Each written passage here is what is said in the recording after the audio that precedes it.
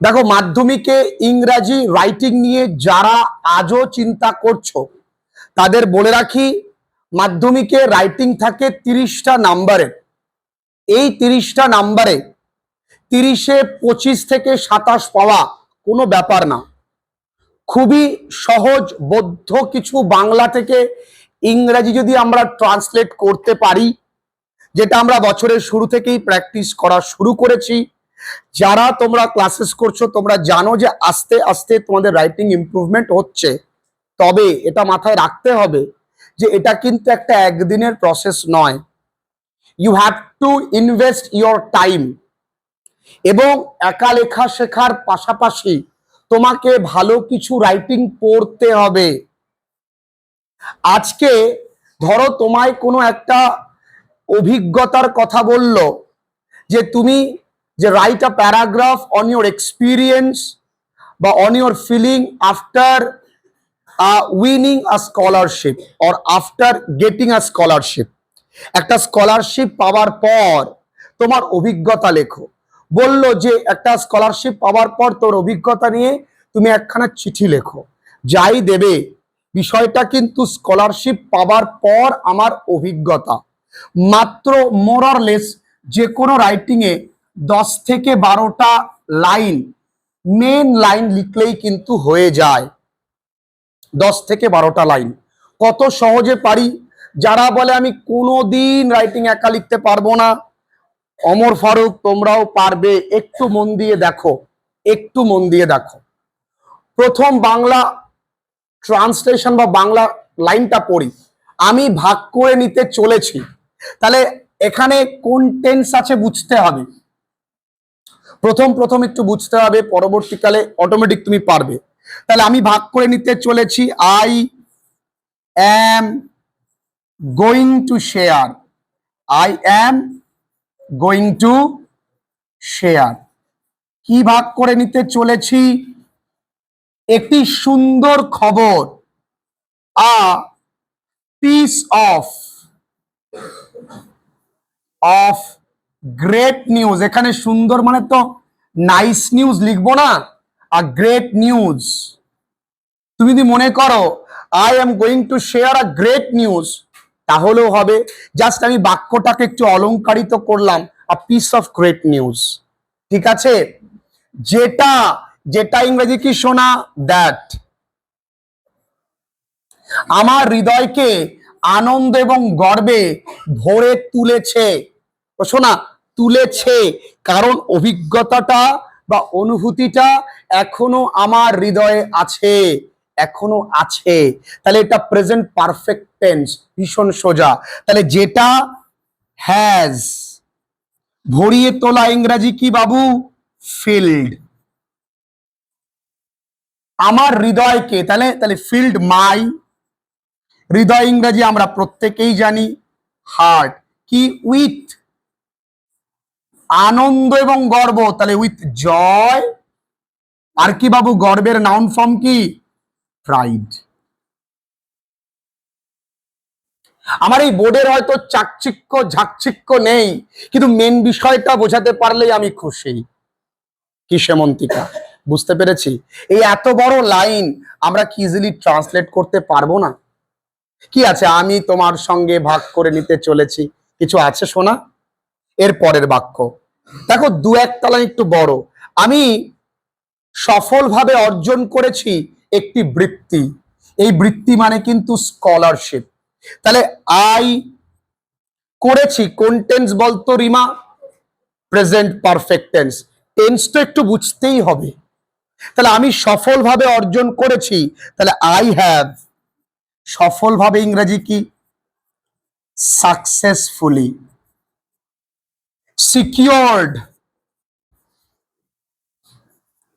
A scholarship.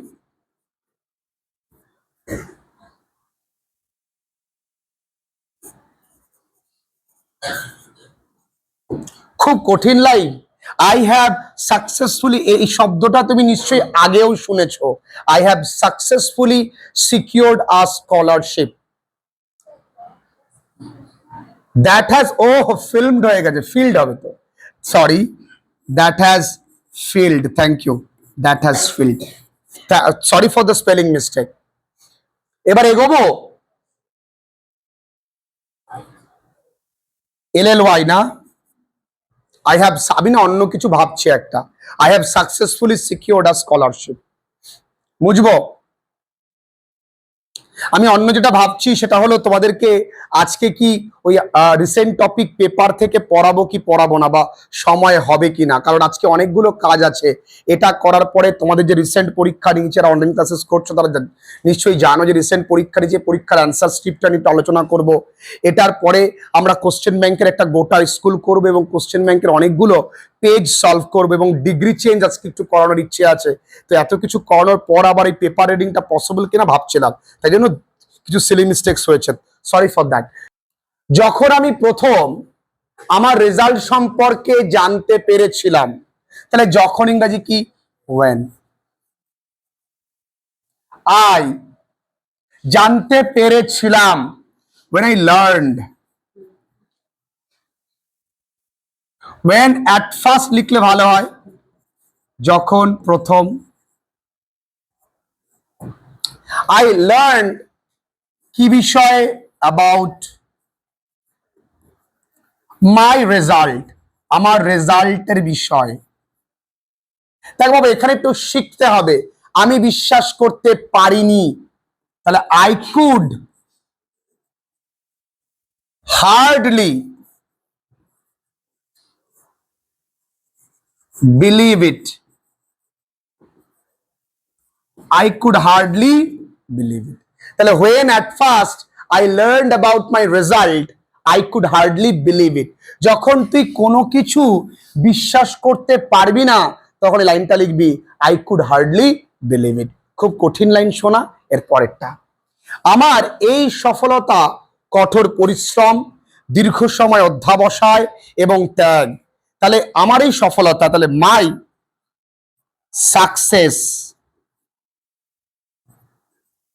Is due to, কিসের জন্য? কঠোর পরিশ্রম, হার্ডওয়ার্ক। আর কি? লং আওয়ার স্টাডি,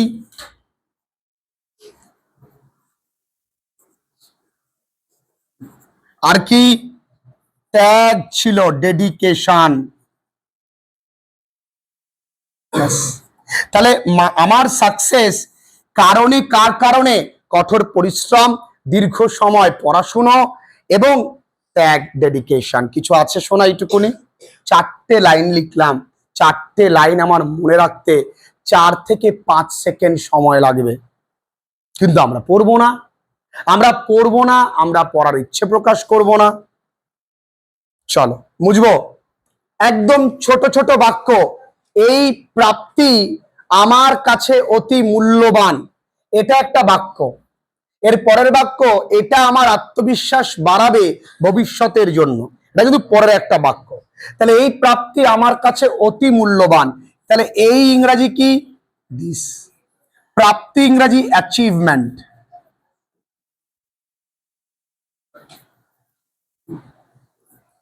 আমার কাছে, তাহলে this achievement means a lot to me, means a lot to me. শোনা, এটাকে তুমি এইভাবেও লিখতে পারো, this achievement is very valuable to me, is very priceless to me, তাই না? ওকে, এটা আমার আত্মবিশ্বাস বাড়াবে, তাহলে ইট উইল বুস্ট মাই, আত্মবিশ্বাস ইংরেজি কি? কনফিডেন্স ইন ফিউচার, ভবিষ্যতের জন্য। যদিও জন্য বলেছে, তুমি এখানে ফর ফিউচার লিখতে পারো। তাহলে এটা কিন্তু আরো একটা বাক্য। যত ছোট ছোট বাক্য প্রস্তুত করতে পারবে, ততই তোমাদের জন্য মঙ্গল। লিখে নাও। আচ্ছা, তোমরা আমাকে বলো তো, সহজ লাগছে কি লাগছে না? পুরো সহজ। রাইটিং যদি আমরা এভাবে করতে পারি, আমাদের কাছে সমস্ত রাইটিং। তাহলে এর পাশাপাশি কিন্তু বাবু কিছু ভালো রাইটিং পড়তে হবে। তার জন্য আমরা একটা বই পড়ি। সে বইটা আমরা জানি মাধ্যমিক ইংলিশ কম্পোজিশন একটা বই তোমাদের কাছে আছে, প্রত্যেকের কাছেই পি কোনারের লেখা একটা বই। যারা তোমরা অনলাইন ক্লাসেস করছো তারা কিন্তু বইটা হাতের কাছে রাখো, ওই বইটা আমরা পূর্ণ ব্যবহার করব। আমি অত্যন্ত কৃতজ্ঞ। তাহলে কৃতজ্ঞ আমি, তাহলে আমি তো একা বসে না, তাহলে আই অ্যাম ভেরি কৃতজ্ঞ ইংরাজি গ্রেটফুল, GRATEFUL। তাহলে আই অ্যাম ভেরি গ্রেটফুল আমার শিক্ষকের প্রতি, to my teachers, to my teachers, and কাদের প্রতি? আমার বাবা মায়ের প্রতি, মাই প্যারেন্টস। শোনা কিছু আছে এইটা। আমার এই সফলতার জন্য আমার প্রিয় মানুষটিও কিন্তু কৃতজ্ঞ পাওয়ার যোগ্য। তাহলে I am very grateful to my beloved. লিখলে স্যার কেটে শূন্য দেবে। তারা অনুপ্রাণিত করেছিল, ও শোনা কোন টেন্স? Past tense. তাহলে তারা ইংরেজি কি? দে। অনুপ্রাণিত করেছিল ইংরেজি কি? ইন্সপায়ার্ড। আমি তোমাদেরকে একটা শব্দের পরিবর্তে আরো অনেক শব্দ লিখিয়েছি, এটা লেখা যায়। তোমাদের ওয়ার্ড নোটসের উপরে কাজ চলছে, মাধ্যমিকে ভালো রেজাল্ট হতেই হবে। মোটিভেটেড। আর কি লেখা যায়? ইনস্টিগেটেড। ঠিক আছে, তাহলে they inspired me constantly, constantly, constantly না লিখে আমি লিখতে পারি কন্টিনিউয়াসলি। ওকে, লিখে নাও। বলছে আমি তোমার সঙ্গে আমার এই আনন্দের মুহূর্ত ভাগ করে নিতে চাই। চায় নয় বাবা, চাই। আমি অত ভালো বাংলা পারি না, পারি না বলা ভুল, আমি বাংলা পারি না এটা অহংকারের বিষয় নয়। আমি চর্চা দীর্ঘদিন করি না বলে হয়তো হাতের লেখাটা একটু খারাপ হয়ে গেছে, but I was equally good at Bengali. Bangla আমার মাতৃভাষা, বাংলায় আমি ভালো, আমি ভালো বাংলায় কথা বলতে পারি, আমি ভালো বাংলা লিখতেও পারি। মাইকেল মধুসূদন দত্ত যেমন ভালো ইংরেজিও পারতেন, তেমনি কিন্তু ভালো বাংলাও পারতেন। Rabindranath Tagore was also. তাই আমি বাংলা পারি না মানে এটি অনেক আজকাল ইংলিশ মিডিয়ামে পড়ে আমি বাংলা বুঝি না। Actually I don't understand Bengali. Mama, দাদা, এগুলো কি? আরে নিজের ভাষায় মা, বাবা, দাদা, দাদি, এগুলো কি? বাবা যে মন খুলে ও মা, ও বাবা, এগুলো mummy, I don't like it. আমি তোমার সঙ্গে আমার এই আনন্দের মুহূর্ত, তাহলে আই চাই, ওয়ান টু, আই চাই মানে আই ওয়ান্ট টু, ভাগ করে নিতে, শেয়ার, দিস হ্যাপি প্রাইম। শোনা, ও স্যার আমি শুনেছি টাইম, আপনি লিখলেন প্রাইম, প্রাইম মানে মুহূর্ত। আমরা দিস হ্যাপি মুমেন্টও লিখতে পারি। বলেছি সব সময় নতুন কোন শব্দ শেখার একটা অভিপ্রেরণা তোমাদের মধ্যে থাকা উচিত। I want to share this happy prime with you, তোমার সঙ্গে, উইথ ইউ।